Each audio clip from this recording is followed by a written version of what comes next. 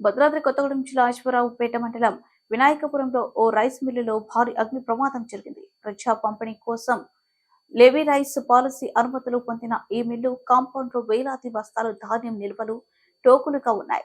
అర్ధరాత్రి సమయంలో ఈ ధాన్యం టోకులకు మంటలు అంటుకుని క్షణాల్లో చుట్టూ వ్యాప్తి చెంది వందలాది బస్తాలు ధాన్యం అగ్నికి ఆహుతైంది. సమాచారం అందుకున్న ఫైర్ సిబ్బంది మంటలను అదుపు చేస్తున్నారు.